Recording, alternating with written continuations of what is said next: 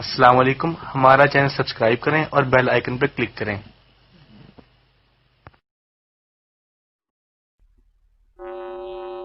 إن الحمد لله نحمده ونستعينه ونستغفره ونعوذ بالله من شرور أنفسنا ومن سيئات أعمالنا، من يهده الله فلا مضل له ومن يضلل فلا هادي له، وأشهد أن لا إله إلا الله وحده لا شريك له، وأشهد أن محمدا عبده ورسوله۔ يا أيها الذين آمنوا اتقوا الله حق تقاته ولا تموتن إلا وأنتم مسلمون۔ يا أيها الناس اتقوا ربكم الذي خلقكم من نفس واحدة وخلق منها زوجها وبث منهما رجالا كثيرا ونساء، واتقوا الله الذي تساءلون به والأرحام، إن الله كان عليكم رقيبا۔ يا أيها الذين آمنوا اتقوا الله وقولوا قولا سديدا يصلح لكم أعمالكم ويغفر لكم ذنوبكم، ومن يطع الله ورسوله فقد فاز فوزا عظيما۔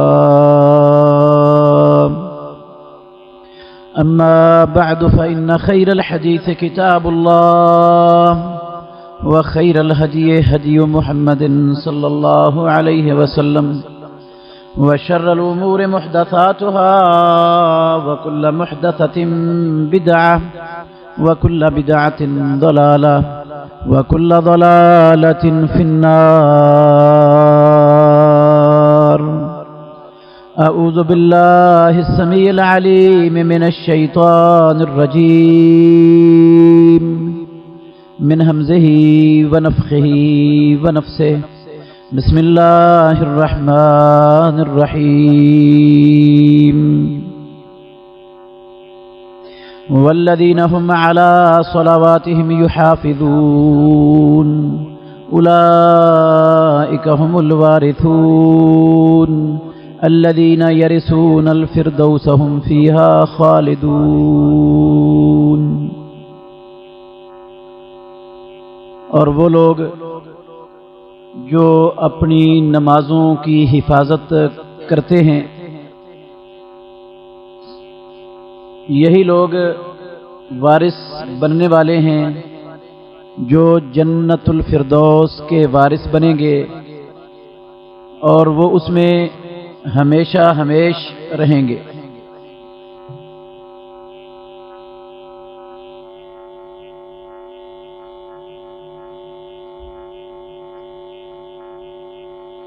ہر قسم کی تعریفوں کے لائق صرف اللہ وحدہ لا شریک کی ذات ہے۔ بے شمار اور لا تعداد درود و سلام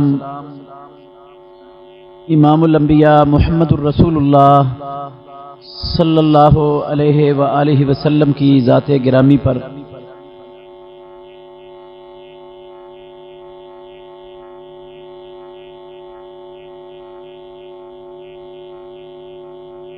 عزیز بھائیو،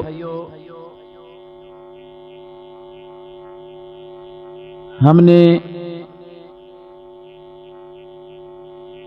کچھ ماہ پہلے امام الانبیاء محمد الرسول اللہ صلی اللہ علیہ وآلہ وسلم کی نماز کا طریقہ بیان کرنا شروع کیا تھا۔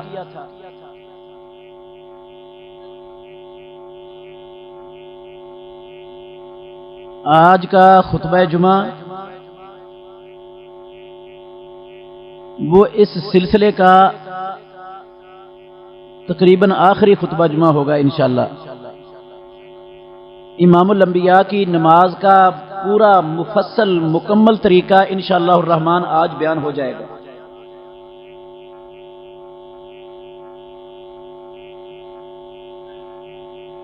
میں ہمیشہ یہ بات بھائیوں کے گوش گزار کرتا رہا ہوں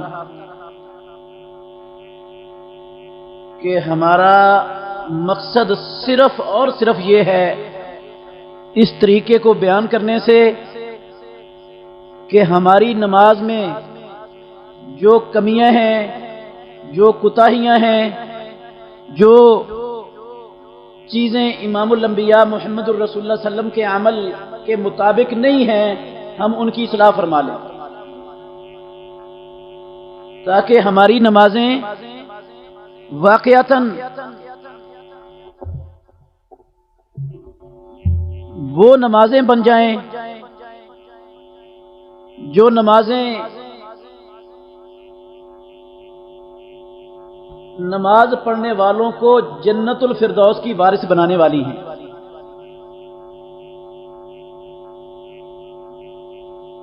کیونکہ ہر نماز وہ مسلمان کو جنت کا وارث نہیں بناتی، ہر نماز جنت کا وارث نہیں بناتی۔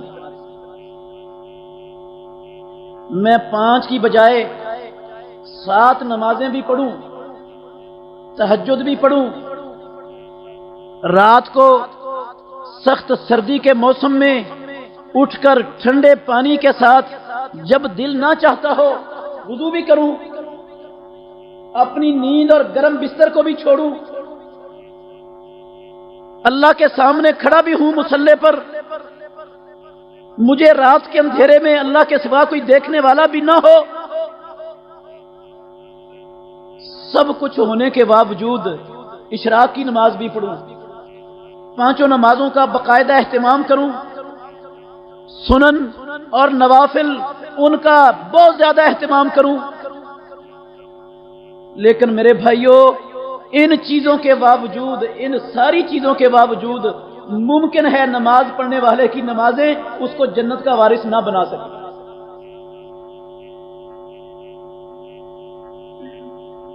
کیوں نہ بنا سکے جنت کا وارث؟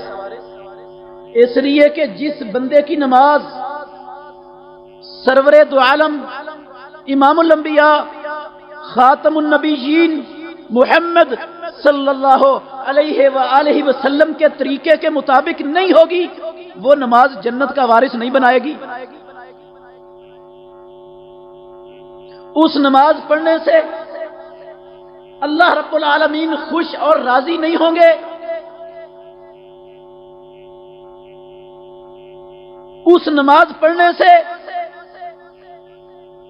اللہ اکبر بندہ اللہ کی طرف سے عائد فریضے سے عہدہ برآ نہیں ہوگا۔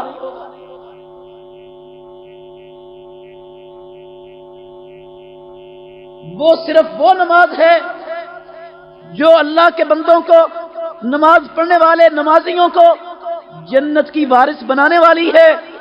جو نماز مدینے والے امام محمد الرسول اللہ صلی اللہ علیہ وآلہ وسلم کے طریقے کے مطابق پڑھی جائے گی، اس پر کار بند رہا جائے گا، پیارے پیغمبر کے فرمان سے ادھر ادھر نہیں ہٹا جائے گا، آپ کے عمل کو، آپ کے طریقے کو چھوڑ کر کسی اور کے طریقے کو ترجیح نہیں دی جائے گی زندگی میں، تو پھر وہ نماز ہماری، وہ اللہ رب العالمین کے ہاں ہمیں انشاءاللہ الرحمن جنتوں کی وارث بنا دے گی۔ کسی غرض کے لیے کسی پر تان کرنا مقصد نہیں تھا، کسی کے اوپر عیب لگانا، تنقید کرنا مقصد نہیں تھا، مقصد یہ تھا کہ ہر مسلمان کی نماز ہم وہ اپنی آنکھوں سے دیکھ لیں، پیارے پیغمبر کی صحیح احادیث سے وہ نقشہ پیارے پیغمبر کا میں نے حوالوں کے ساتھ آپ کے سامنے پیش کیا ہے۔ آج اسی سلسلے کا آخری جمعہ ہے، ہم پہنچے تھے بیان کرتے ہوئے کہ تشہد، آخری تشہد میں رسول مکرم صلی اللہ علیہ وآلہ وسلم التحیات پڑھتے، درود شریف پڑھتے، اور پیارے پیغمبر دعا پڑھتے اور اس دعا کے پڑھنے کا حکم بھی دیتے تھے. اللہم انی اعوذ بک من عذاب القبر واعوذ بک من عذاب جہنم واعوذ بک من فتنۃ المسیح الدجال واعوذ بک من فتنۃ المحیا والممات. ایک روایت کے اندر واعوذ بک اللہم انی اعوذ بک من فتنۃ الماثم والمغرم یہ لفظ بھی موجود ہیں. حکم دیا ہے مدینے والے امام محمد الرسول اللہ صلی اللہ علیہ وسلم نے کہ جب تم میں سے کوئی نماز کے اندر تشہد بیٹھے فَلْيَتَعَوَّذْ بِاللَّهِ مِنْ أَرْبَعٍ وہ 4 چیزوں سے اللہ رب العالمین کی پناہ مانگے طلب کرے. یہ حکم ہے اور حکم ماننا مسلمانوں پر فرض ہوتا ہے. یہ دعا پڑھنی تو ہر مسلمان پر فرض واجب لازمی اور ضروری ہے کیونکہ اس کا حکم دیا ہے امام الانبیاء نے اور پڑھتے بھی تھے محمد الرسول اللہ صلی اللہ علیہ وسلم. اس دعا کے بعد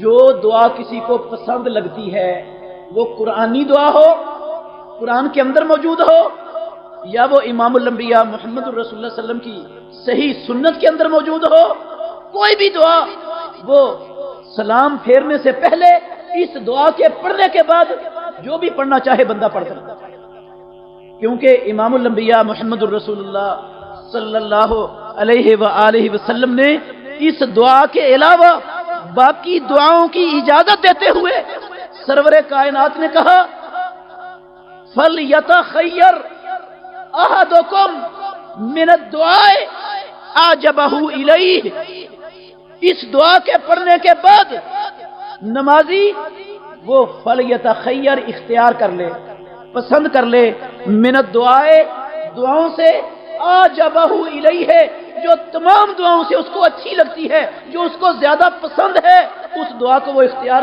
کر سکتے ہیں پڑھ سکتے ہیں سلام پھیرنے سے پہلے. اللہم باعث اپنا یہ اللہم انی اعوذ بک من عذاب القبر یہ تو فرض ہو گئی.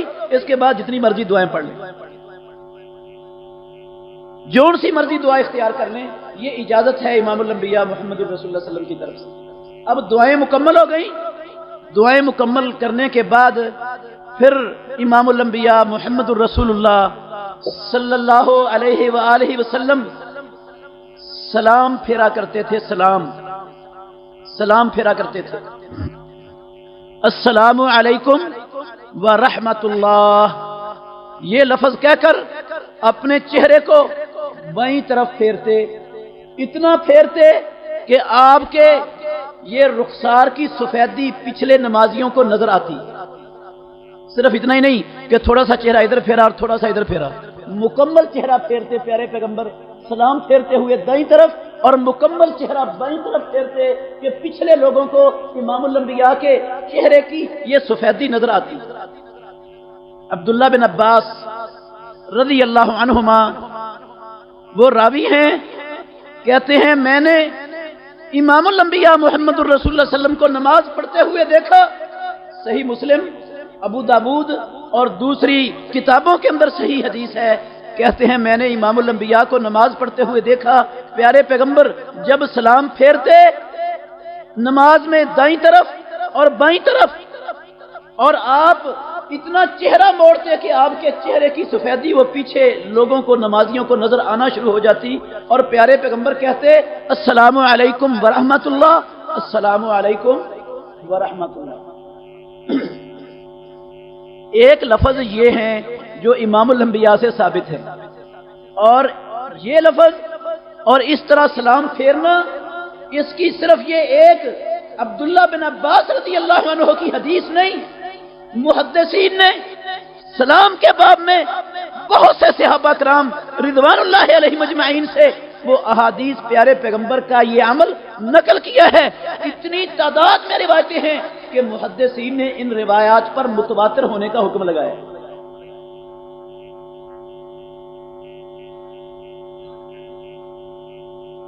اور کبھی کبھار سنن ابو داود میں یہ حدیث ہے اور اس کے علاوہ اور کتابوں میں بھی موجود ہے.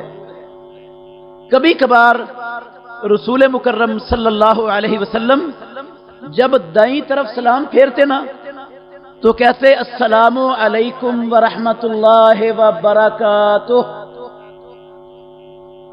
عام طور پر ہم نے زندگیوں میں امام صاحب کو کبھی نہیں سنا ہوگا وبرکاتہ کہتے ہوئے سلام پھیرتے وقت، بہت سے لوگوں کو پتہ ہی نہیں۔ صحیح سند سے امام الانبیاء محمد الرسول اللہ صلی اللہ علیہ وسلم سے ثابت ہے، واسع ابن حبان رضی اللہ عنہ وہ اس حدیث کے راوی ہیں، سنن ابو داود کے الفاظ ہیں۔ واسع ابن حبان کہتے ہیں میں نے عبداللہ بن عمر رضی اللہ عنہ سے پوچھا کہ مجھے بتلاؤ امام الانبیاء محمد الرسول اللہ صلی اللہ علیہ وسلم نماز کیسے پڑھا کرتے تھے۔ میں نے عبداللہ بن عمر سے پوچھا کہ مجھے امام الانبیاء کی نماز کی کیفیت سناؤ تاکہ میں بھی اس طرح نماز پڑھوں۔ شوق تھا نا لوگوں کو۔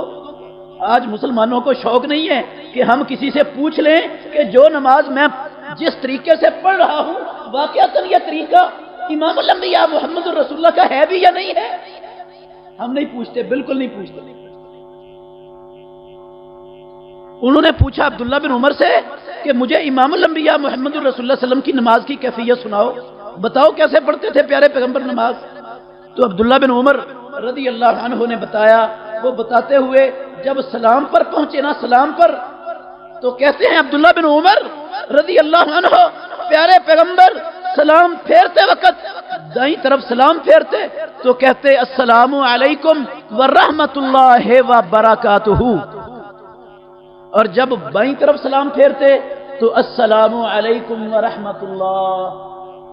اسی پر پھر دوسری طرف وبرکاتہ، یہ صحیح حدیث میں صحیح سند میں دوسری طرف برکاتہ کا لفظ نہیں ہے، صرف سیدھی جانب دائیں طرف جب سلام پھیرنے تو وہ برکاتہ کبھی کبھار پیارے پیغمبر سے کہنا ثابت ہے، کہہ لیتے تھے امام الانبیاء، اور بائیں طرف السلام علیکم ورحمۃ اللہ۔ اور ایک تیسرا طریقہ ہے، تیسرے الفاظ جو صحیح سند سے ثابت ہے۔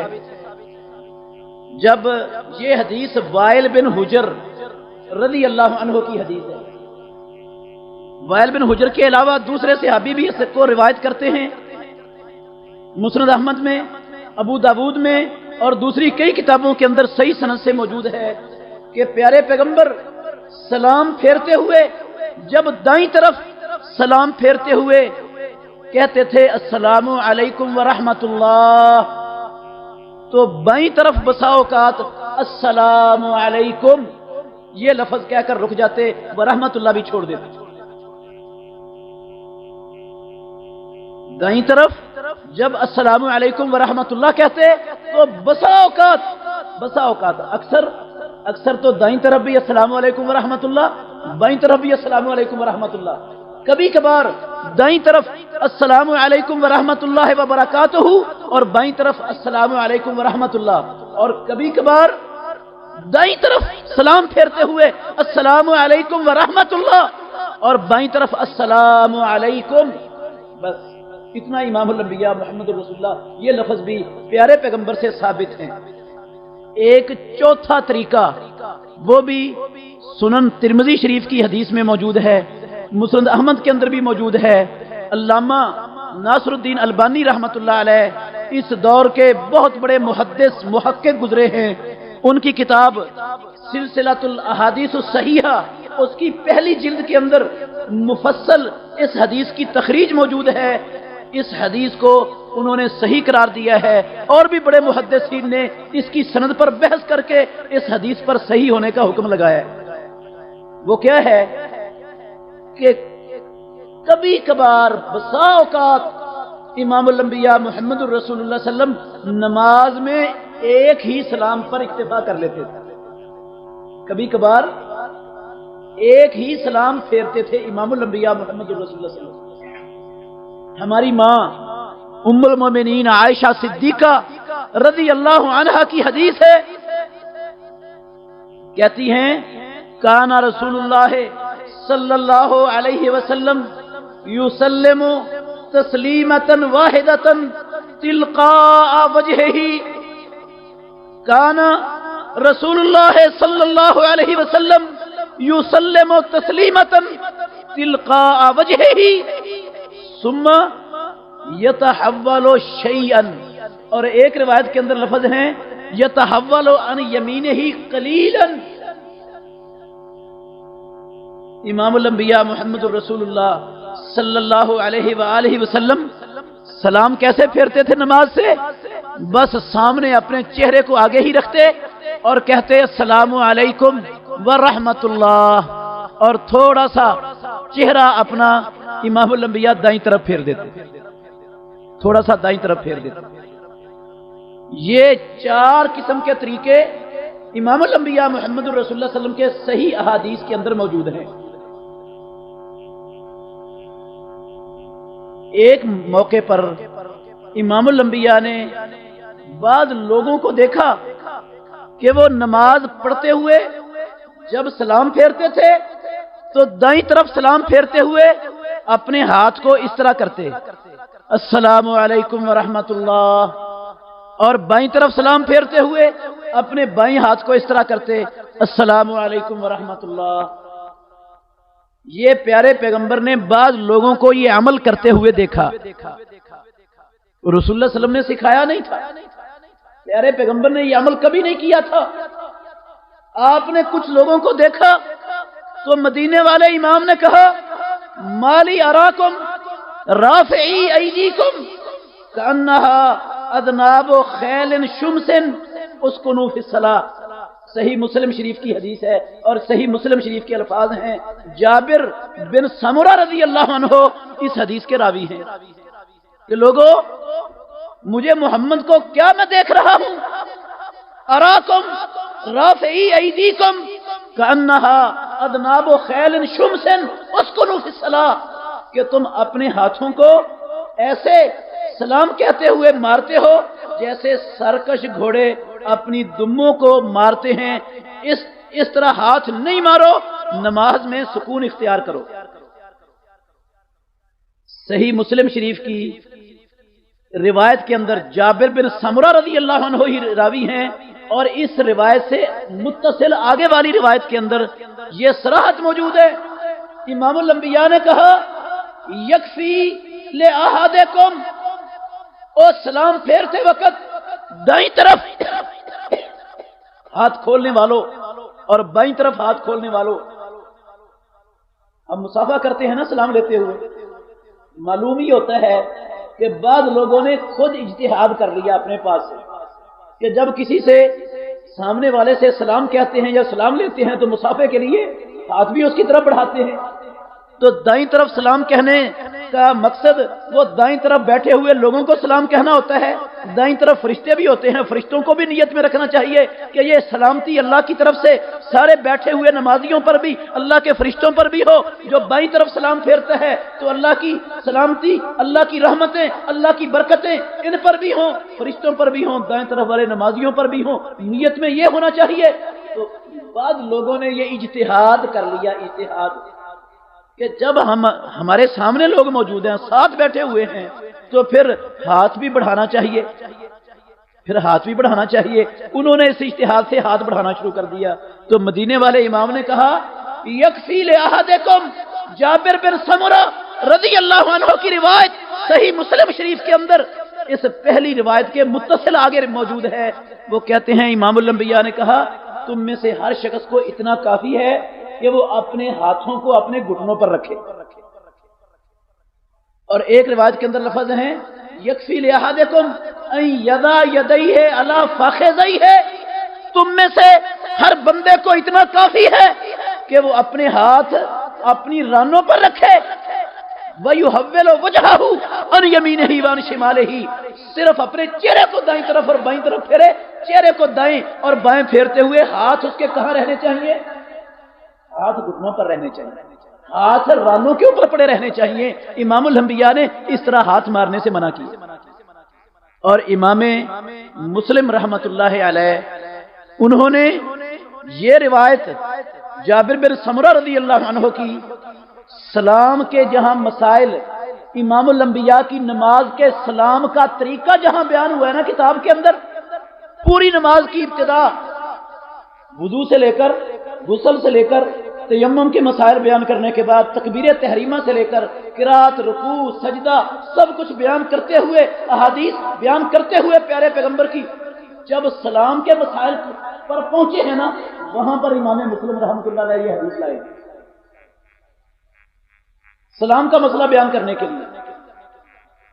ہمارے معاشرے میں بہت سے لوگ ہیں جن کو غلطی لگ گئی، جو کسی شبہے کے اندر مبتلا ہو گئے، انہوں نے امام الانبیاء محمد الرسول اللہ صلی اللہ علیہ وسلم کی اس حدیث کو بنیاد بنا کر پیارے پیغمبر کے اس متواتر عمل کو جو مدینے والے امام رکوع جاتے وقت، رکوع سے سر اٹھاتے وقت اور تیسری رکعت کے لیے کھڑے ہوتے وقت جو رفع الیدین کرتے تھے، اس حدیث کو بنیاد بنا کر انہوں نے کہا وہ رفع الیدین ختم ہو گئی، وہ رفع الیدین منسوخ ہو گئی۔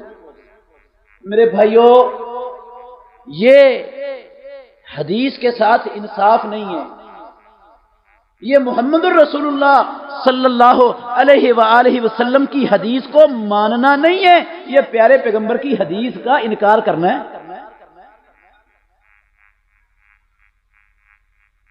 مسئلہ کہاں تھا؟ امام الانبیاء نے سکھایا نہیں تھا، چند لوگوں کو دیکھا کرتے ہوئے سلام کے وقت ہاتھ اٹھاتے ہوئے امام الانبیاء نے اس سے روکا۔ دنیا میں تمام محدث، میں نے پہلے بھی تفصیل سے بیان کیا تھا کہ آج تک امام ابو حنیفہ رحمۃ اللہ علیہ، امام ابو یوسف رحمۃ اللہ علیہ، امام محمد بن حسن شیبانی رحمۃ اللہ علیہ، امام ظفر اور دوسرے بڑے بڑے ائمہ کرام جو امام ابو حنیفہ رحمۃ اللہ علیہ کے شاگردوں میں شامل ہیں۔ چلو امام ابو حنیفہ رحمۃ اللہ علیہ کی تو کتاب ہمارے پاس کوئی نہیں پہنچی، کوئی کتاب نہیں پہنچی، اس کی دنیا میں موجود نہیں ہے ان کی کتاب، ان کے شاگردوں کی کتابیں تو ہیں۔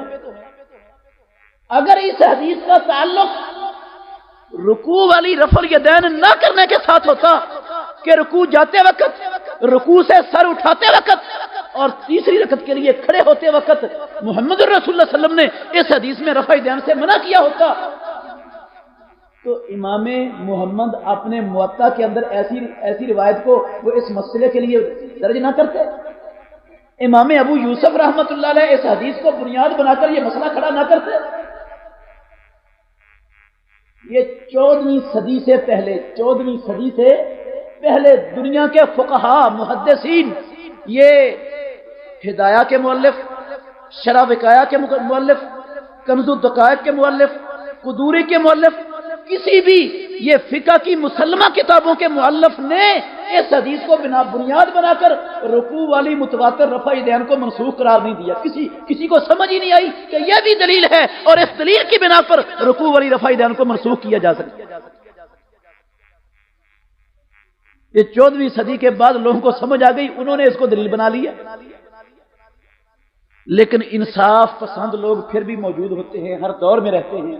میں نے آپ کو حوالہ دیا تھا، مولانا تقی عثمانی بہت بڑے معروف عالم ہیں پاکستان کے اندر، تقی عثمانی، ان کی کتاب ہے درس ترمذی۔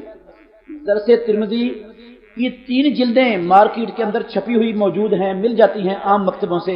اس کی پہلی جلد کے اندر انہوں نے اس بات کا اعتراف کیا ہے کہ یہ حدیث جابر بن سمرہ رضی اللہ تعالی عنہ والی، اس حدیث کو رکوع والی رفع الیدین کو منسوخ کرنے کے لیے اس سے استدلال کرنا یہ حدیث کے اوپر ظلم ہے، یہ محمد الرسول اللہ کی حدیث پر ظلم ہے۔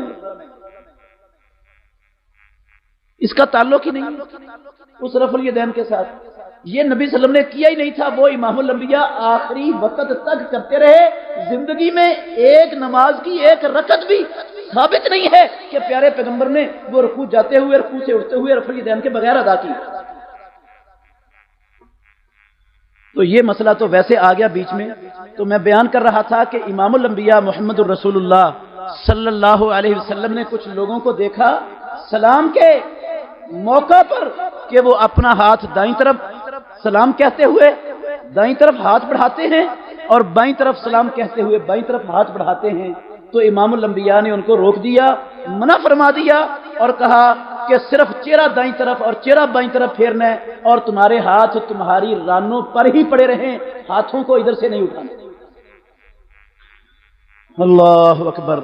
یہ محمد الرسول اللہ صلی اللہ علیہ وآلہ وسلم نے صحابہ کرام کے بعد لوگوں کو جنہوں نے اپنے اجتہاد سے یہ عمل شروع کر لیا تھا، امام الانبیاء نے ان کی اصلاح فرما دی، ان کے عمل کو درست کر دیا، ان کو اس عمل سے روک دیا۔ تو صحابہ کرام رضوان اللہ علیہم اجمعین، اس کے بعد روایت کے اندر لفظ ہیں سب لوگ اس عمل سے رک گئے۔ پھر ان کے سلام پھیرتے وقت ان کے ہاتھ ان کی رانوں پر ہوتے تھے، اپنا ہاتھ سلام دائیں طرف پھیرتے ہوئے دائیں طرف نہیں بڑھاتے تھے، اور بائیں طرف سلام پھیرتے ہوئے اپنا ہاتھ بائیں طرف نہیں بڑھاتے تھے۔ صحابہ نے امام الانبیاء کا فرمان سن کر اپنے آپ کو اس عمل سے روک لیا اور اس چیز کو اختیار کیا جو محمد الرسول اللہ صلی اللہ علیہ وآلہ وسلم کرتے تھے۔ اور پھر سلام کے حوالے سے ایک بڑا اہم مسئلہ وہ بھی یاد رکھنے والا ہے۔ یہ سلام جو ہے نا، سلام یہ نماز کا رکن ہے۔ سلام کیا ہے؟ نماز کا رکن ہے، رکن۔ جس طرح رکوع رکن ہے نماز کا، جس طرح سجدہ رکن ہے نماز کا، جس طرح سورۃ الفاتحہ نماز کا رکن ہے، اسی طرح سلام پھیرنا بھی نماز کا رکن ہے۔ رکوع رہ جائے یا سجدہ کوئی چھوڑ دے یا رہ جائے کسی کا سجدہ تو رکعت نہیں ہوتی، فاتحہ رہ جائے تو رکعت نہیں ہوتی، کیونکہ یہ رکن ہے۔ رکن رہنے سے وہ نماز ختم ہو جاتی ہے، ہوتی نہیں رکعت۔ ایسے ہی سلام کسی کا رہ جائے نا، سلام رہ جائے، سلام نہ پھیرے تو اس کی نماز باطل ہو جاتی ہے، نماز ہوتی نہیں اس کی۔ دلیل اس کی کیا ہے کہ یہ نماز کا رکن ہے، فرض اور واجب اور ضروری ہے سلام پھیرنا نماز میں۔ امام الانبیاء محمد الرسول اللہ صلی اللہ علیہ وآلہ وسلم نے فرمایا، یہ الفاظ جو میں سنا رہا ہوں سنن دارمی میں صحیح سند سے موجود ہیں، ویسے یہ حدیث ترمذی میں بھی ہے، ابو داود کے اندر بھی ہے، دوسری کتابوں کے اندر بھی موجود ہے۔ امام الانبیاء محمد الرسول اللہ صلی اللہ علیہ وسلم نے فرمایا، مفتاح الصلاۃ الطہور، نماز کی چابی، نماز کی کنجی، الطہور، وہ بندے کا باوضو ہونا ہے۔ اگر باوضو ہوگا تو اس کے پاس نماز کی کنجی ہے، نماز کھل جائے گی، نماز پڑھنے کا اہل ہو جائے گا۔ اگر بے وضو ہے، اس کا وضو نہیں ہے، تو اس کی نماز، اس کے پاس نماز کی چابی ہے ہی نہیں، وہ نماز کھلے گی نہیں اس کے لیے، اس نماز کی کوئی حیثیت ہی نہیں ہوگی اس کے لیے۔ یہ رسول اللہ صلی اللہ علیہ وسلم نے اپنے قول سے بھی اس کو وضاحت سے بیان کر دیا۔ آپ نے فرمایا، لا تقبل صلاۃ احدکم اذا احدث حتی یتوضا، دنیا میں بسنے والے محمدیوں یاد رکھنا، لا تقبل صلاتکم اذا احدث، تم میں سے جب بھی کوئی شخص بے وضو ہو جائے، بے وضو ہونے کی حالت میں نماز پڑھے تو اس کی نماز قبول کی ہی نہیں جاتی، قبول ہوتی نہیں نماز اس کی، حتی یتوضا، اس وقت تک اس کی نماز قبول نہیں ہوگی جب تک وہ وضو کر کے نہیں آئے گا اور وہ نماز نہیں پڑھے گا۔ تو مفتاح الصلاۃ الطہور وتحریمها التکبیر، اور جب اللہ اکبر کہہ کر بندہ نماز کے اندر داخل ہوتا ہے، تحریمها، اس سے باقی سارے جائز کام بندے پر، نمازی پر کیا ہو جاتے ہیں؟ حرام۔ گفتگو کرنا حرام، کھانا پینا حرام، ادھر ادھر دیکھنا حرام، چلنا پھرنا ساری حلال چیزیں ہیں نا، یہ حلال چیزیں بھی کیا ہو گئی؟ حرام ہو گئی۔ کس چیز کے کہنے سے؟ اللہ اکبر کہہ دیا جب نماز میں داخل ہونے کے لیے تو یہ چیزیں حرام ہو گئیں۔ وَتَحْلِيلُهَا التَّسْلِيمُ، اور یہ چیزیں جو حرام ہوئی ہیں اللہ اکبر کہنے کی وجہ سے، یہ چیزیں حلال کب ہوں گی؟ کون سا عمل ان چیزوں کو، ان اعمال کو حلال کرے گا دوبارہ؟ التسلیم، وہ کیا ہوگا؟ سلام۔ امام الانبیاء نے فرمایا، سلام پھیرو گے تو یہ اعمال حلال ہو جائیں گے۔ جب تک سلام نہیں پھرتا، کوئی اور کام کرنے سے، کسی اور طریقے کو اختیار کرنے سے، جو طریقہ سلام پھیرنے کے علاوہ ہو، یہ حرام کام جو ہو گئے ہیں اللہ اکبر کہنے سے یہ حلال نہیں ہوتی۔ یہ حدیث ہے، الفاظ سنن دارمی کے ہیں اور ابو داؤد ترمذی کے اندر بھی یہ روایت صحیح سند سے موجود ہے۔ اس سے معلوم ہوتا ہے کہ صرف اور صرف نماز کے اندر جو کام اللہ کی طرف سے اس کے بندوں پر حرام ہو جاتے ہیں، ان کاموں کو نماز کے بعد حلال کرنے والی چیز صرف اور صرف سلام ہے، صرف سلام ہے، دوسری کوئی چیز نہیں ہے۔ اللہ اکبر۔ اور پیارے پیغمبر محمد الرسول اللہ صلی اللہ علیہ وسلم، خلفائے راشدین، آپ کے بعد آپ کے سارے صحابہ، اللہ کے فضل سے اللہ کے گھر میں کھڑا ہوں، ذمہ داری سے کہتا ہوں، پوری زندگی امام الانبیاء سے، آپ کے بعد خلفائے راشدین سے، پھر عشرہ مبشرہ سے، پھر پیارے پیغمبر کے 1.5 لاکھ صحابہ میں سے کسی ایک صحابی سے ثابت نہیں کہ انہوں نے اپنی نماز کو السلام علیکم کے علاوہ کسی اور عمل سے ختم کیا ہو زندگی میں کبھی ایک مرتبہ۔ لیکن ہمارے معاشرے کے اندر بعض کتابوں میں بعض لوگوں نے لکھا ہے امام ابو حنیفہ رحمۃ اللہ علیہ ان کی طرف منسوب کیا ہے، لیکن امام ابو حنیفہ رحمۃ اللہ علیہ اس سے انشاءاللہ بری ہیں، اس سے بری ہیں، انہوں نے یہ کوئی نہیں کہا، امام ابو حنیفہ نے نہیں کہا۔ یہ بات صرف میری نہیں ہے، اعلاء السنن ایک کئی جلدوں کی کتاب ہے، ظفر احمد الطحانوی وہ اس کتاب کے مؤلف ہیں، عربی زبان کے اندر کتاب ہے اعلاء السنن۔ انہوں نے اعلاء السنن کے اندر یہ بڑی وضاحت سے لکھا ہے کہ امام ابو حنیفہ رحمۃ اللہ علیہ کے نام پر یہ چیز لگائی گئی ہے، جبکہ امام ابو حنیفہ کے قول سے کسی چیز سے یہ بات ثابت، وہ بات کیا ہے؟ ہمارے معاشرے میں عام کتابوں کے اندر منیت المصلی قدوری سے لے کر تمام کتابوں کے اندر یہی لکھا ہوا ہے، یہی چلتا ہے کیا کہ جب بندہ تشہد التحیات پڑھ لے یا التحیات پڑھنے کی مقدار جتنا ٹائم التحیات پڑھنے کو لگتا ہے اتنی مقدار بیٹھا رہے چپ کر کے، وہ پڑھ لے یا اتنی دیر لگا لے جتنی دیر التحیات پڑھنے کو لگتی ہے، پڑھے بے شک کچھ بھی نہ، اور پھر کوئی ایسا کام کرے جو نماز کے منافی ہے تو اس کی نماز پوری ہو گئی، فقد تمت صلاتہ، اس کی نماز پوری ہو گئی۔ نماز کے منافی کیا کام ہے؟ وہ اٹھ کر چل پڑے، التحیات کی پڑھنے میں جتنی دیر لگتی ہے نا اتنی دیر بیٹھا رہے، چپ کر کے بے شک بیٹھا رہے، التحیات نہ بھی پڑھے اور پھر اٹھ کر چل پڑے، یا وہ اسی طرح بیٹھا بٹھایا لوگوں سے باتیں کرنے لگ جائے یا کسی کو گالی گلوچ دے دے، یا اسی طرح بیٹھا ہوا وہ جان بوجھ کر بے وضو ہو جائے، جان بوجھ کر ارادتاً بے وضو ہو جائے، جان بوجھ کر۔ اللہ کی قسم منیت المصلی قدوری سے لے کر ہدایت تک ہر کتاب کے اندر آپ کو ملے گا، یہ لکھا ہوا ہے کہ نماز اس کی کیا ہو جائے گی؟ پوری ہو جائے گی۔ یہ سلام پھیرنا یہ نماز کا رکن نہیں، نماز میں فرض نہیں ہے، ضروری نہیں ہے، سلام کے بغیر بھی نماز پوری ہو جائے۔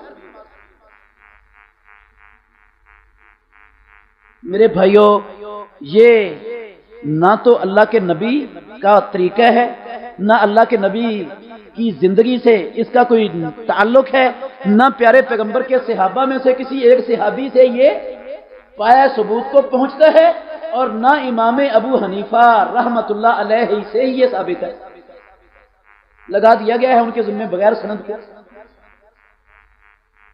تو یہ نماز پوری نہیں ہوتی، ایسے لوگوں کو یاد رکھنا چاہیے۔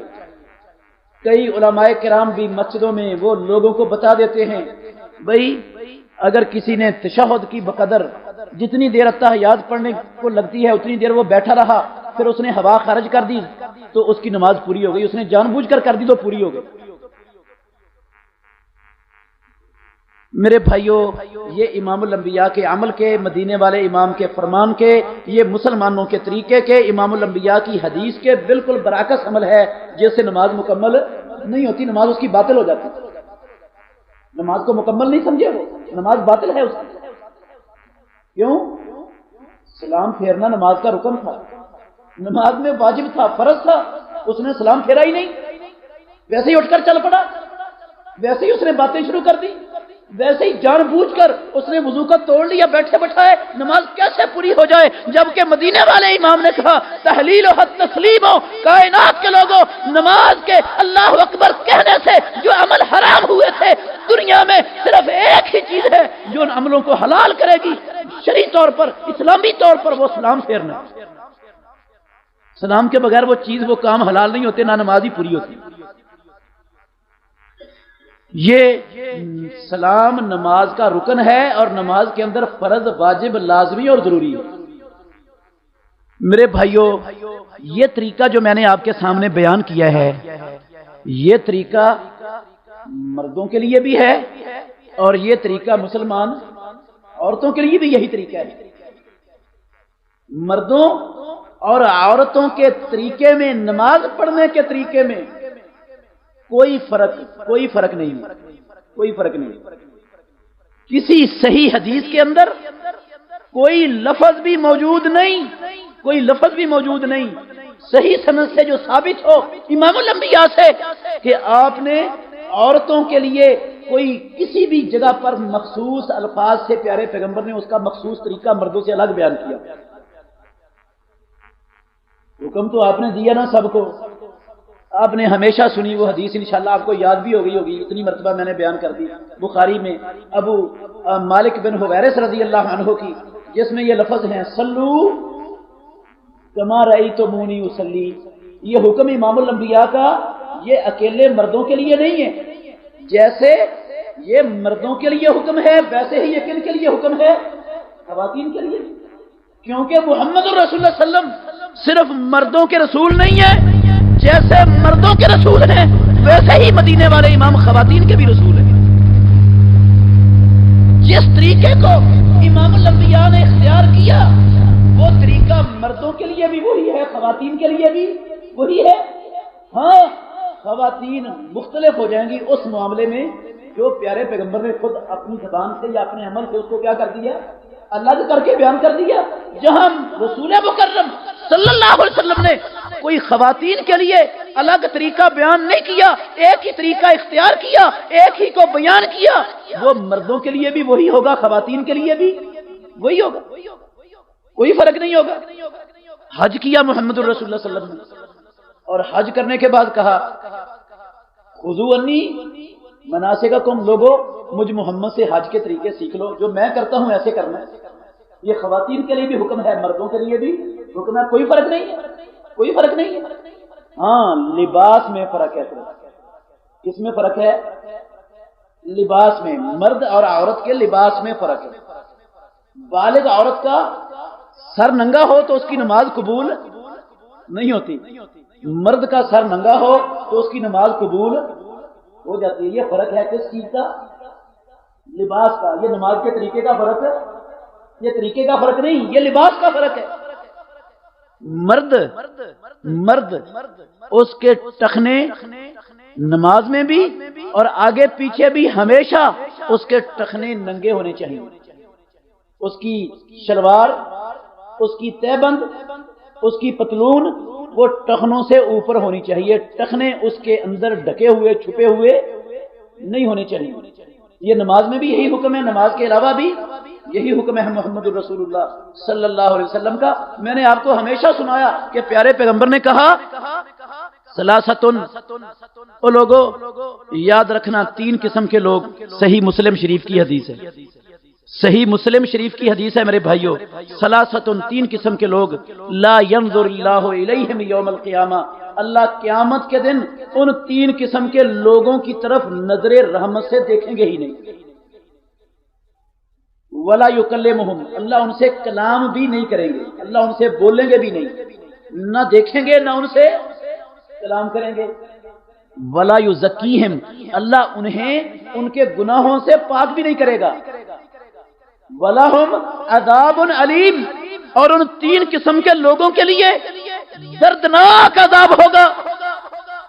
اللہ نے ان تین بندوں کی طرف نہ دیکھنا ہے، نہ ان سے بولنا ہے، نہ ان کو پاک کرنا ہے گناہوں سے، اور ان کو دردناک عذاب میں اللہ نے ڈالنا ہے۔ یہ لفظ جب امام الانبیاء نے کہے تو صحابہ کہنے لگے اللہ کے نبی من ہم فقد خابوا و خسروا، ایسے بد نصیب کون لوگ ہیں؟ وہ تو مارے گئے، وہ تو ناکام نامراد ہو گئے جن کے بارے میں وحی والی زبان سے یہ لفظ نکل رہے ہیں کہ وہ 3 قسم کے لوگ، نہیں دیکھنا اللہ نے ان کی طرف، نہیں بولنا ان سے، نہیں پاک کرنا ان کو ان کے گناہوں سے، اور دردناک عذاب میں ڈالنا ہے، وہ تو مارے گئے۔ کون لوگ ہیں وہ؟ تو رسول اللہ صلی اللہ علیہ وسلم نے پھر ان 3 لوگوں کی پہچان کروائی۔ آپ نے فرمایا المنانو، ایک تو وہ شخص جو منان ہے۔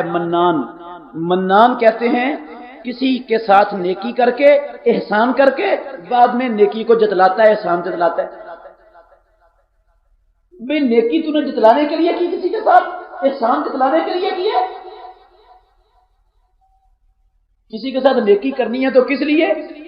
اللہ کے لیے، جتلانے کے لیے نہیں، اس کو اپنا غلام کانا بنانے کے لیے نہیں، اللہ کی رضا کے لیے۔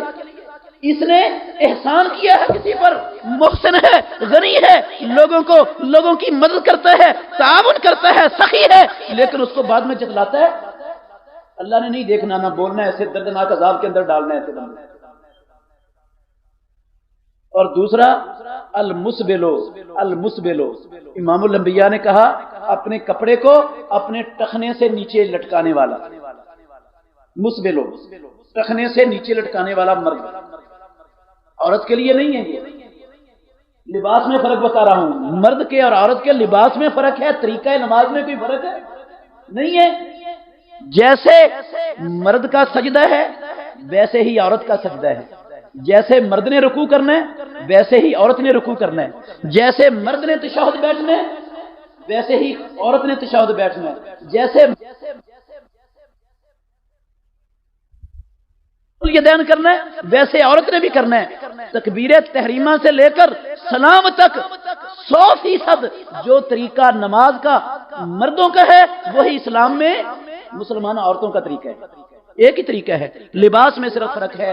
دوسرا پیارے پیغمبر نے کہا وہ بندہ وہ ہوگا جو اپنے کپڑے کو اپنے ٹخنوں سے نیچے لٹکاتا ہے۔ اور تیسرا فرمایا المنفق سلعتہ بالحلف الکاذب، جھوٹی قسم اٹھا کے اپنا سودا بیچتا ہے، اپنا سامان فروخت کرتا ہے، چیز بیچتا ہے، جھوٹی قسم اٹھاتا ہے۔ تو یہ 3 قسم کے لوگ، مرد مسبل کپڑا لٹکانے والا، لیکن عورت کے لیے حکم ہے کہ وہ نماز میں اپنا سر بھی ڈھانپے گی، اپنے ہاتھ بھی ڈھانپے گی، اپنے پاؤں بھی نماز کے اندر کیا کرے گی؟ چھپائے گی، پاؤں بھی اس کے ڈھکے ہونے چاہیے، اور باہر بھی بازار کے اندر بھی نماز کے علاوہ بھی مسلمان عورت کے جسم کا کوئی حصہ وہ غیر محرم کے سامنے کھلا ظاہر ننگا نہیں ہونا چاہیے، کوئی حصہ جسم کا، پاؤں کی ایڑیاں بھی مسلمان عورت کی غیر محرم سے چھپی ہونی چاہیے۔ کتنا لمبا کپڑا ہونا چاہیے عورت کا؟ ایک حدیث میں ہے پیارے پیغمبر نے فرمایا ایک بلشت وہ کپڑا زیادہ لٹکائیں۔ ایک صحابیہ نے کہا اللہ کے نبی ایک بلشت وہ کپڑا مرد سے زیادہ رکھے گی، ٹھیک ہے ایڑیاں اس کی ڈھک جائیں گی، پاؤں چھپ جائیں گے ایک بلشت زیادہ ہونے سے، لیکن چلتے وقت جب اس کے پاؤں کھلیں گے کپڑا سکڑ کر اوپر جائے گا تو ایڑیاں تو اس کی ننگی ہو جائیں گی چلتے ہوئے، ایک بلشت تو چھوڑا۔ رسول مکرم صلی اللہ علیہ وسلم نے کہا فَذِرَاعٌ، یہ ادھر سے لے کر یہ کوہنی تک یہ 1 ذراع ہے۔ کہا اتنا کپڑا پھر وہ اپنا مسلمان خاتون مسلمان عورت وہ لمبا رکھے تاکہ چلتے ہوئے جب اس کی ٹانگیں کھلیں کپڑا سکڑ کر اوپر جائے تو تب بھی اس کے پاؤں کسی غیر محرم کے سامنے نہ کھلیں۔ اللہ اکبر۔ لیکن اللہ کے دشمنوں نے، عیسائیوں نے، یہودیوں نے، ہندوؤں نے، ان کے چینلوں نے ہمارے مسلمانوں کا حلیہ بگاڑ کے رکھ دیا، ان کے ایجنٹوں نے حلیہ بگاڑ۔ جیسا لباس اسلام نے مرد کو دیا وہ عورت کو پہنا دیا، جو عورت کو دیا وہ کس کو پہنا دیا؟ وہ مرد کو پہنا دیا۔ دیکھیں آپ مردوں کو ان کے کپڑے نیچے گھسٹ رہے ہوں گے، آدھی شلوار کے پہنچے وہ نیچے ہوں گے، پاؤں کے بھی نیچے، ایسے ہی پینٹ ہوگی۔ عورتوں کو دیکھو تو بے شمار عورتیں آپ کو بازار کے اندر نظر آئیں گی جن کی آدھی پنڈلیاں بھی آپ کو نظر آئیں گی۔ بالکل معاملہ یہ ٹی وی نے، وی سی آر نے، یہ یہودیوں صلیبیوں نے، ان شیطان کے ایجنٹوں نے معاملہ بالکل ہمارے معاشرے کا الٹ کر کے رکھ دیا۔ ہم اللہ کے نبی کے فرامین کو بھول گئے، امہات المومنین صحابیات رسول کے کلچر کو، ان کے طرز عمل کو امت مسلمہ نے چھوڑ دیا۔ دنیا کی ان بے حیائی کی علمبردار عورتیں، یہ دنیا میں صلیبی عورتیں، یہ غیرت سے عاری اور محروم عورتیں، ان کا لباس، ان کا کلچر، ان کا ہیئر سٹائل ماشاءاللہ ہماری مسلمان خواتین نے اختیار کر لیا۔ اب دیکھیں نا کتنا بڑا قبیح عمل ہے، کتنا بڑا قبیح عمل ہے۔ لعنت فرمائی ہے مدینے والے امام نے صلی اللہ علیہ وسلم۔ صحیح بخاری شریف کی حدیث ہے، صحیح بخاری کی حدیث ہے، لعنت فرمائی ہے ایسی عورتوں پر جو اپنے بالوں کے ساتھ مصنوعی بال لگاتی ہیں، جو اپنے ہاتھ پہ سوئی کے ساتھ سوراخ کر کے سرما یا نیل بھر کے پھول بوٹے یا نام لکھواتی ہیں، اور جو اپنے چہرے کے کسی بھی حصے سے بال اکھاڑتی ہیں، پورے چہرے کے، چاہے وہ ابروؤں کے درمیان سے ہو، چاہے ابروؤں کو بریک کرنا ہو، چاہے وہ رخساروں سے ہو، چاہے وہ تھوڑی سے ہو، چاہے وہ ماتھے سے ہو، چہرے کا جس کو چہرہ کہتے ہیں، یہ بالوں کے اگنے کی جگہ ادھر سے لے کر یہ کانوں کے آگے سے آگے والے حصے سے لے کر کانوں تک، یہ جو کان کے آگے ابری ہوئی جگہ ہے یہ چہرہ یہاں تک ہے، کان چہرے کے اندر نہیں ہے، کان سر کا حصہ ہے، ادھر نیچے تک، یہاں سے مسلمان کوئی اپنے بال نوچتا ہے، کھینچتا ہے تو محمد الرسول اللہ صلی اللہ علیہ وسلم نے کہا لعن اللہ لعن اللہ النامسات والمتنمسات۔ نامسا، نمس عربی زبان میں کہتے ہیں چہرے کے کسی بال کے اکھاڑنے کو، چہرے کا بال اکھاڑنا، جو چہرے کا بال اکھاڑتی ہے وہ مرد اکھاڑتا ہے یا عورتیں؟ کیونکہ عورتیں یہ عمل زیادہ کرتی ہیں اس لیے لفظ عورتوں والا استعمال ہو، ورنہ حکم مردوں کا بھی یہی ہے، حکم مردوں کا بھی یہی ہے۔ اللہ رب العالمین کی لعنت ہے اکھاڑنے والوں پر بھی اور اکھڑوانے والوں پر بھی۔ وہ کافروں کے کلچر سے متاثر وہ خبریں پیش کرنے والی جو آتی ہیں نا وہ عورتیں، وہ جیسا ان کا سٹائل ہوتا ہے نا ماشاءاللہ ہر گھر کے اندر مسلمان عورتیں اپنا ویسے سٹائل بنانا شروع کر دیتی، نہیں پتا کہ اللہ کے نبی کا فرمان کیا ہے، مدینے والے امام کا حکم کیا ہے، اللہ کے نبی کی ازواج مطہرات وہ ہمارے لیے نمونہ ہے، ان کا کردار عمل کیا تھا، ہمیں کیسا ہونا چاہیے اس کا نہیں پتا۔ جیسے باقی معاملات میں ہم نے اللہ کے نبی کی سیرت کو فراموش کر دیا، پیارے پیغمبر کے طریقے سے لوگ ہٹ گئے، ویسے ہی نماز میں بھی اللہ کے نبی کے طریقے کو فراموش کیا ہوا۔ تو میں بیان یہ کر رہا تھا کہ مسلمان مرد اور عورت کے نماز کے طریقے میں کوئی فرق نہیں۔ امام بخاری رحمت اللہ علیہ وہ اپنی کتاب التاریخ الکبیر کے اندر صحیح سند سے ام الدرداء رضی اللہ عنہا، یہ صحابیاں ہیں امام الانبیاء کی ام درداء ابو درداء رضی اللہ عنہا کی زوجہ محترمہ، ان کی روایت لائے ہیں امام بخاری التاریخ الکبیر کے اندر صحیح سند کے ساتھ کہ وہ نماز پڑھا کرتی تھی ام درداء، اور اسی طرح رکوع کرتی تھی جیسے مرد کرتے تھے، ایسے ہی سجدہ کرتی تھی جیسے مرد کرتے تھے، ایسے ہی وہ تشہد کے اندر بیٹھتی تھی جیسے مرد بیٹھتے تھے۔ یہ عمل تھا وکانت فقیہۃ، اور یہ محمد الرسول اللہ صلی اللہ علیہ وسلم کی صحابیہ پیارے پیغمبر کے زمانے میں یہ محمد الرسول اللہ صلی اللہ علیہ وسلم کے طریقے کو، آپ کی سنت کو یاد کرنے والی یہ بڑی سمجھدار فقیہ عورت تھی، صحابیات میں فقیہ عورت تھی یہ ام درداء رضی اللہ عنہا۔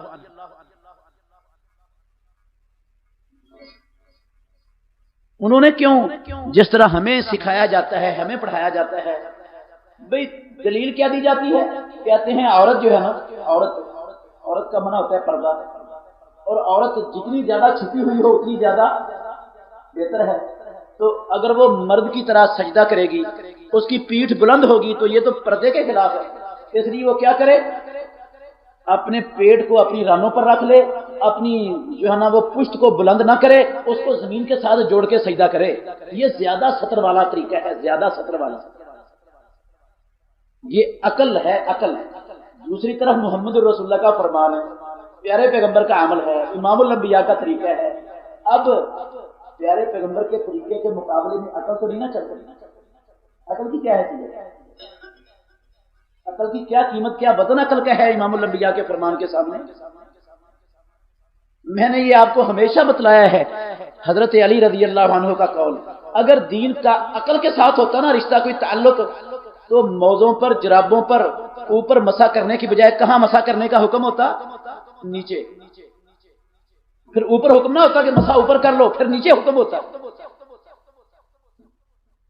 ایک بندہ نماز پڑھ رہا ہے، نماز میں اس کا وضو ٹوٹ گیا، ہوا خارج ہو گئی۔ اب عقل کیا کہتی ہے؟ عقل یہ کہتی ہے کہ ہوا خارج ہونے سے اس کا وضو ٹوٹا ہے، یہ استنجا کرے، یہ کیا کرے؟ استنجا کرے۔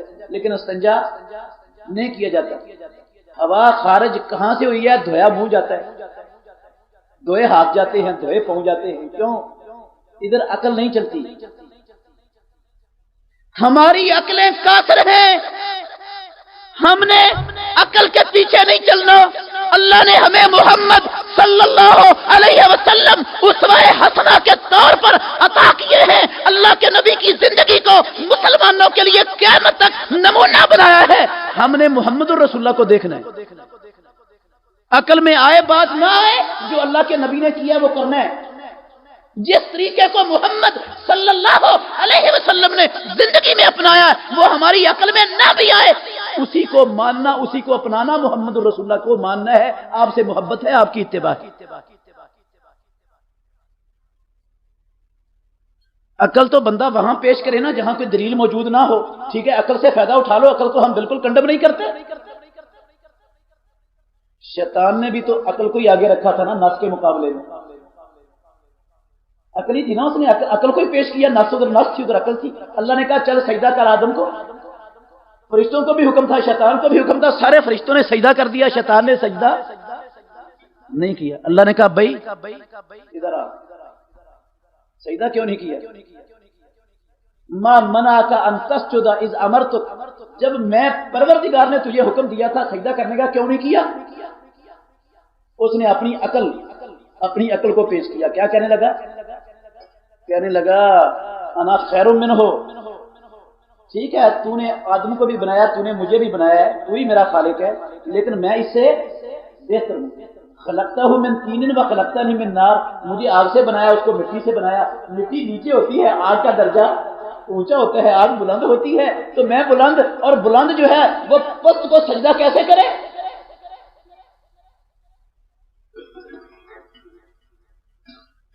ایک طرف اللہ کا حکم تھا، دوسری طرف اس کی عقل کا ڈکونسلا تھا۔ اس نے اللہ کے حکم کو پامال کیا، اپنی عقل کے پیچھے چلا، نتیجہ کیا نکلا؟ اللہ نے قیامت تک کے لیے ساری کائنات کی لعنتیں اس کے اوپر مسلط کر دی، قیامت تک کے لیے ملعون بنا دیا اس کو۔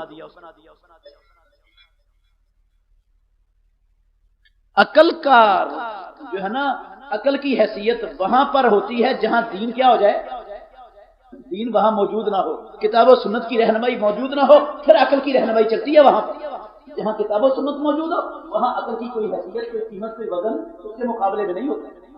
اس لیے عقل کو نہیں دیکھنا، محمد رسول اللہ صلی اللہ علیہ وسلم کو دیکھنا ہے، پیارے پیغمبر کے طریقے میں، امام الانبیاء کی سنت میں، مدینے والے امام کی صحیح احادیث کے اندر کوئی ایک حدیث مجھے کوئی مولوی صاحب ایک حدیث پیش کر دے، صحیح ہو سند اس کی، آپ سب کو گواہ بناتا ہوں اللہ کے فضل سے۔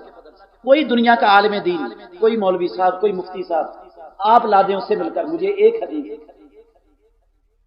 جس کے اندر صحیح سند سے حدیث ہو، اور پیارے پیغمبر نے عورت کو مرد سے الگ نماز کا طریقہ بتلایا ہو۔ انشاءاللہ ساری زندگی اس عالم دین کی عزت بھی کروں گا، احترام بھی کروں گا، اس کو اپنا استاد بھی مانوں گا، انشاءاللہ اس کا شکریہ ادا کروں گا، اس کے لیے دعائیں بھی کروں گا، اس کے پاؤں بھی دھو کر پیوں گا۔ ایک روایت چاہیے، صرف ایک روایت، ایک سند دنیا میں صحیح کوئی پیش کر دے، ہے ہی نہیں دنیا میں، پیش کر ہی نہیں سکتا، دعوے سے کہہ رہا ہوں، ہے ہی نہیں دنیا میں۔ جب ہے ہی نہیں تو پھر عقل سے کیسے؟ اور نماز کا، عورت کی نماز کا طریقہ الگ بنا دیا، مرد کا الگ بنا دیا، محمد رسول اللہ صلی اللہ علیہ وسلم کی سنت پہ تو اشارہ بھی نہیں اس کا۔ کیا مانا امام الانبیاء کے طریقے کو ہم مسلمانوں نے اپنی طرف سے بانٹ دیا، تقسیم کر دیا؟ تو میرے بھائیوں، نماز کے بعد پیارے پیغمبر کے اذکار کیا تھے؟ نماز کے 2-4 انتہائی اہم مسائل، سفر میں نماز، نمازوں کو جمع کرنا، اس کی اسلام میں کیا حیثیت ہے، کیا حقیقت ہے، کب جمع ہوتی ہے، یہ 2-3 بڑے بڑے مسئلے انشاءاللہ وہ 1-2 جمعوں میں بیان کریں گے. پھر ہم اس کے بعد نیا سلسلہ انشاءاللہ شروع کریں گے. اللہ سے دعا ہے کہ اللہ ہم کو سمجھنے اور عمل کرنے کی توفیق عطا فرمائے. وآخر دعوانا ان الحمدللہ رب العالمین.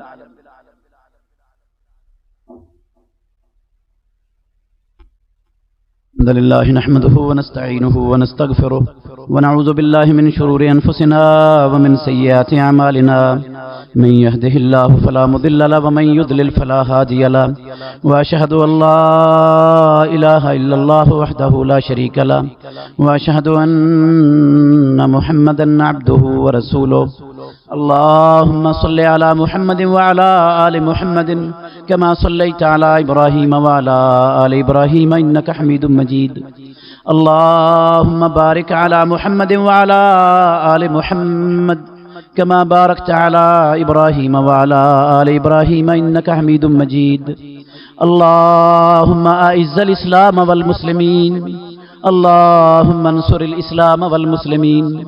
اللهم انصر من نصر دين محمد صلى الله عليه وسلم واجعلنا منهم، واخذل من خذل دين محمد صلى الله عليه وسلم ولا تجعلنا منهم. اللهم قاتل الكفرة الذين يصدون عن سبيلك ويكذبون رسلك ويقاتلون أولياءك. اللهم عليك بأعداء الإسلام والمسلمين. اللهم عليك بجميع أعداء الجهاد والمجاهدين. اللهم من أرادنا وأراد بالجهاد والمجاهدين سوءا فأشغله بنفسه ورد كيده في نحره واجعل تدبيره تدميرا عليه يا رب العالمين يا قوي يا عزيز إنك على كل شيء قدير. اللهم انصر عبادك المجاهدين الذين يجاهدون في سبيلك في كل مكان. اللهم انصر المجاهدين نصرا مؤزرا. اللهم انصرهم نصرا عزيزا. اللهم افتح لهم فتحا قريبا. اللهم ثبت أقدامهم وسدد رميهم. اللهم انزل السكينة في قلوبهم وانصرهم على القوم الكافرين. اللهم احفظ المجاهدين من بين أيديهم ومن خلفهم وعن أيمانهم وعن شمائلهم ومن فوقهم ومن تحت أرجلهم. اللهم احفظهم بما تحفظ به عبادك الصالحين. ربنا لا تجعلنا فتنة للقوم الظالمين ونجنا برحمتك من القوم الكافرين. اللهم استر عوراتنا وآمن روعتنا وتقبل توباتنا واغفر حوباتنا وعد علينا بخير يا أكرم المكرمين. سبحان ربك رب العزة عما يصفون وسلام على المرسلين والحمد لله رب العالمين. وعلیکم ورحمۃ اللہ. حدیث مبارکہ کے مطابق مسئلہ بتائیں. ایک آدمی ایک ہی میت کا جنازہ 2 دفعہ ادا کر سکتا ہے یا کہ 1 دفعہ؟ بھئی ایک ہی میت کا جنازہ 2 دفعہ چھوڑ کے 10 دفعہ بھی ایک بندہ ادا کر سکتا ہے. 10 دفعہ بھی ادا کر سکتا ہے. وہ جس نے 1 مرتبہ پڑھایا وہ 10 دفعہ بھی اس میت کا جنازہ پڑھا سکتا ہے، اور جنہوں نے 1 مرتبہ پڑھا ہے وہ 10 مرتبہ بھی اس میت کا جنازہ پڑھ سکتے ہیں. جنازے کا مطلب ہوتا ہے دعا کرنا. جنازے کا مطلب کیا ہوتا ہے؟ سفارش کرنا، دعا کرنا میت کے لیے. تو آپ جتنی مرتبہ مرضی اس کے لیے کیا کر دیں، سفارش کر دیں. اسلام نے اس سے منع نہیں کیا، بلکہ صحیح سند سے حدیث ثابت ہے. رسول مکرم صلی اللہ علیہ وسلم نے بعض شہدائے احد کا جنازہ پڑھا، جن میں امیر حمزہ سید الشہداء بھی تھے. سید الشہداء امیر حمزہ کا جنازہ امام الانبیاء نے 9 مرتبہ پڑھایا. 9 مرتبہ. کتنی مرتبہ پڑھایا؟ 9 مرتبہ امیر حمزہ کا جنازہ پڑھایا رسول اللہ صلی اللہ علیہ وسلم. کمرہ میں ٹی وی موجود ہو تو نماز ادا کی جا سکتی ہے کہ نہیں؟ بھئی نماز تو ادا کی جا سکتی ہے، لیکن ٹی وی جو ہے نا اس کو دفع کرنا چاہیے. اس کو گھر سے نکال دینا چاہیے. جس گھر میں وہ ہوگا اس گھر سے خیر کی توقع نہیں رکھی جا سکتی، اس کی نوجوان نسل یقیناً برباد ہو جائے گی، اس گھر کی نوجوان نسل یقیناً برباد ہو جائے گی۔ اس لیے اس دشمن سے اپنے گھروں کو پاک کرنے کی ضرورت ہے، بچانا چاہیے۔ یہ کیا جمعرات کو عصر کے بعد ناخن کاٹنا ایک مخصوص طریقہ سے قرض اتارنے کے لیے سنت عمل ہے؟ بھئی یہ ناخن کاٹنے کا قرض کے اترنے کے ساتھ کوئی تعلق نہیں، قرض اتارنے کے ساتھ اس عمل کا کوئی تعلق نہیں ہے، اور نہ جمعرات کو مخصوص وقت میں قرض اتارنے سے کوئی قرض اترنے کی آیت آئی ہے، نہ کوئی پیارے پیغمبر کا فرمان ہی دنیا میں موجود ہے، اور نہ ہی صحابہ کا عمل ایسا دنیا میں موجود ہے۔ یہ کسی نے اپنے دماغ سے چیز بنا لی ہے، اس کا اسلام سے کوئی واسطہ، کوئی لنک، کوئی تعلق نہیں کسی قسم کا۔ اور ناخن کاٹنا یا بال کاٹنا وہ پورے سال میں 24 گھنٹوں میں کوئی ایک منٹ بھی ان کی ممانعت کا نہیں ہے، ہر وقت کاٹے جا سکتے ہیں، ہر وقت گھر میں جھاڑو دیا جا سکتا ہے۔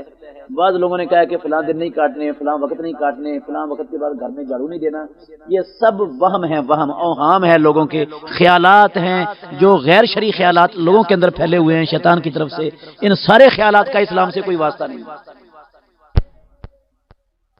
کیا وضو کے بعد فوراً بعد خشک کرنے کے لیے تولیہ استعمال کرنا درست ہے؟ جی ہاں بھائی، درست ہے، تولیہ استعمال کیا جا سکتا ہے وضو کے اعضاء کو خشک کرنے کے لیے۔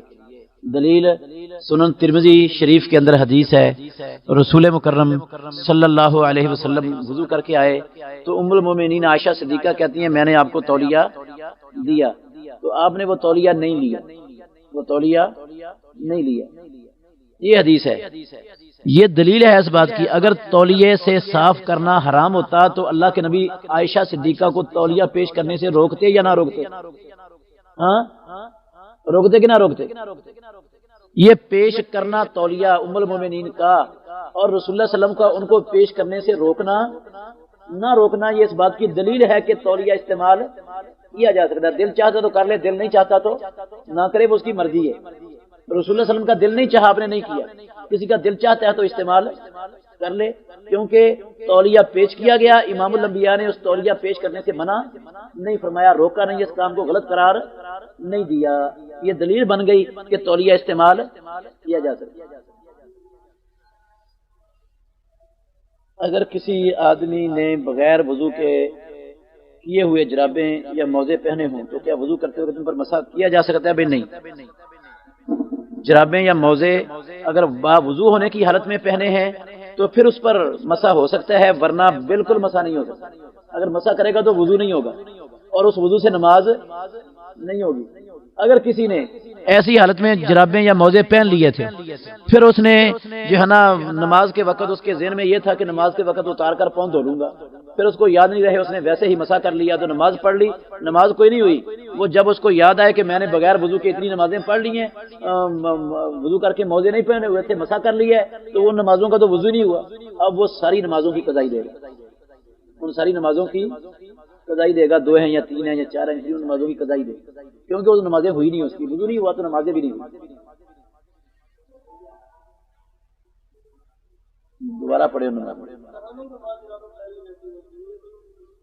نہانے سے پہلے اگر اس نے وضو کیا تھا اور نہانے کے دوران شرمگاہ کو ہاتھ نہیں لگا تو اس کا وضو قائم ہے، جرابیں پہن لے ٹھیک ہے، لیکن اگر اس کا وضو ہی نہیں تھا، نہانے سے پہلے ہی وضو نہیں کیا، نہانے کے بعد بھی وضو نہیں کیا، تو نہانے کے بعد جرابیں پہن لی ہیں تو وہ جرابیں سفید نہیں کریں گے، وضو با وضو ہونا ضروری ہے۔ ہاں جی، وضو کے دوران پاؤں دھوتے ہوئے دایاں ہاتھ استعمال کر سکتے ہیں؟ بھائی دایاں ہاتھ بھی کر سکتے ہیں، بایاں بھی کر سکتے ہیں، کوئی حرج نہیں ہے، لیکن انگلیاں جو پاؤں کی انگلیاں ہیں نا، رسول اللہ صلی اللہ علیہ وسلم بائیں ہاتھ کی چھوٹی انگلی سے ان کے درمیان خلال کرتے۔ وطروں کے بعد 2 رکعت پڑھنا کیسا ہے؟ بھئی جائز ہے، جائز ہے، بہتر نہیں ہے۔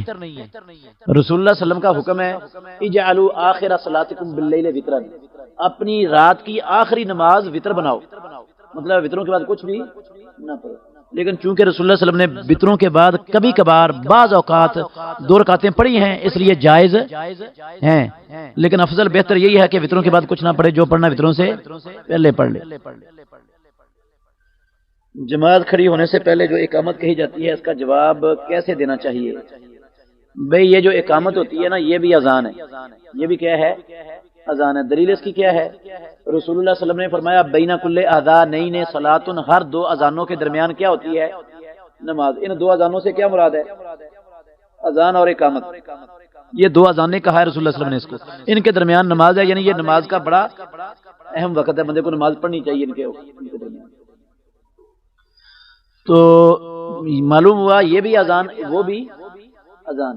اور دوسری حدیث ہے، رسول اللہ صلی اللہ علیہ وسلم نے فرمایا اذا سمعتم المؤذن فقولوا مثل ما یقول، جب تم مؤذن کو سنو تو جو مؤذن کہہ رہا ہے وہی تم کہو۔ اب یہ مؤذن ہے یا نہیں جو اقامت کہہ رہا ہے؟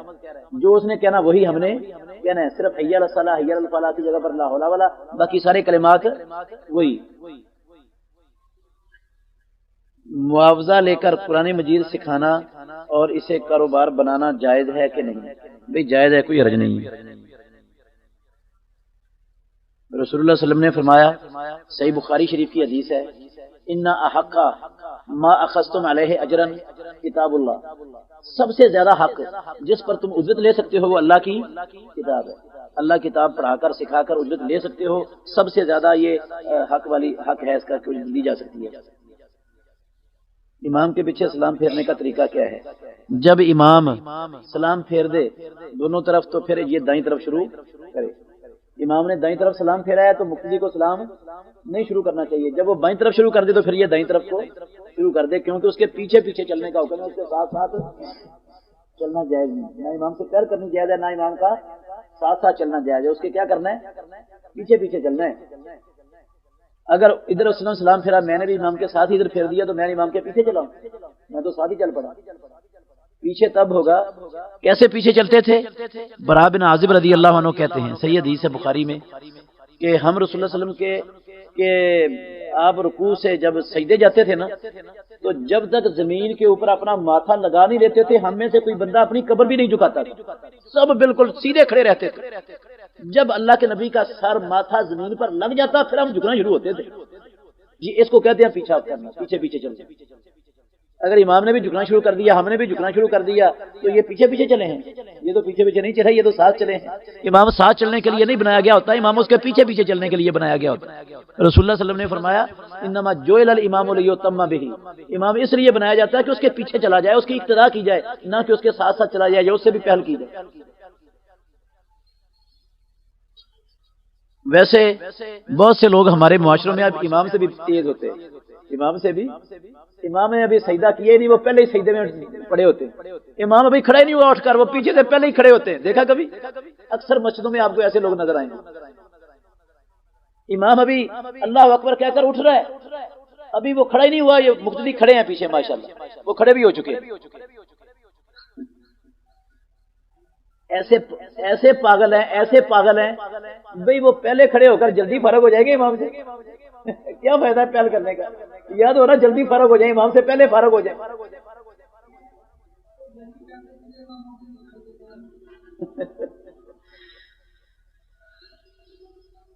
سلام کے بعد کیا مقتدی بھی استغفر اللہ بلند آواز سے پڑھے گا؟ جی ہاں بھی بلند آواز سے پڑھے گا، یہ اگلے جمعے انشاءاللہ بتائیں گے یہ مسئلہ۔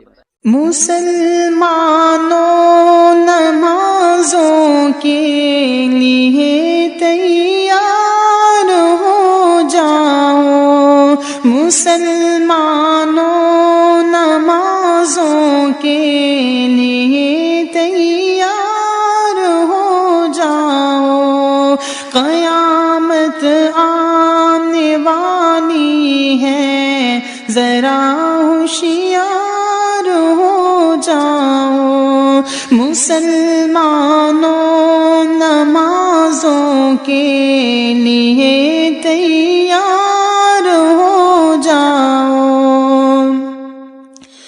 عزیزوں نفسی نفسی سب پکاریں گے وہاں اس دم، عزیزوں نفسی نفسی پکاریں گے وہاں اس دم ستارے ٹوٹ جائیں گے، زمین کو زلزلہ ہوگا، ستارے ٹوٹ جائیں گے، زمین کو زلزلہ ہوگا۔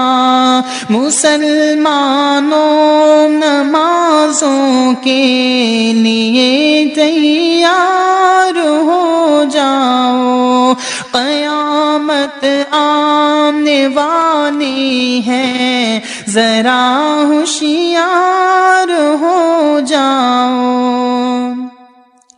خدا کے حکم سے جس دم فرشتہ سور پھونکے گا، خدا کے حکم سے جس دم فرشتہ سور پھونکے گا، نکل کر قبر سے اس وقت ہر بندہ کھڑا ہوگا، نکل کر قبر سے اس وقت ہر بندہ کھڑا ہوگا۔ مسلمانوں نمازوں کے لیے تیار ہو جاؤ، قیامت آنے والی ہے، ذرا ہوشیار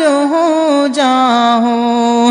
جو اب دیگر ہے مسلم، ذرا کچھ فکر کر اس کی، جو اب دیگر ہے مسلم، ذرا کچھ فکر کر اس کی، اندھیری کوٹھری ہوگی، سرہانہ اینٹ کا ہوگا، اندھیری کوٹھری ہوگی، سرہانہ اینٹ کا ہوگا۔ مسلمانوں نمازوں کے لیے تیار ہو جاؤ، قیامت آنے والی ہے، ذرا ہوشیار ہو جاؤ۔ مسلمانوں نمازوں کے لیے تیار ہو جاؤ، قیامت آنے والی ہے، ذرا ہوشیار ہو جاؤ، قیامت آنے والی ہے، ذرا ہوشیار ہو جاؤ۔ دار الاندلس